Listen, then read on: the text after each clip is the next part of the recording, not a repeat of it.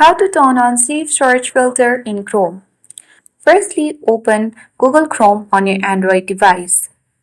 Once you open it, select the three dots at the top right corner, and on this drop-down menu box, select the settings option to access the settings page of your Google Chrome.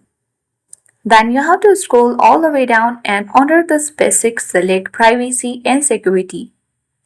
Now on this section, scroll down and under security, tap on safe browsing. As you can see, it has been set to no protection. Now in order to turn on safe search filter, you have to select enhanced protection.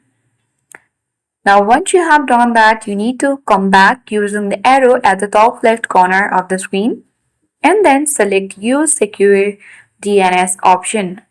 Here you need to toggle on the button that uses secure DNS and then automatically your current service provider has been toggled on.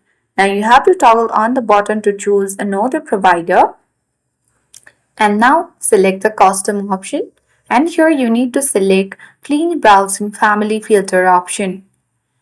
Once you have done that, you have successfully turned on safe search filter in Chrome. I hope this video was helpful. If it was, then do like, share and comment on this video.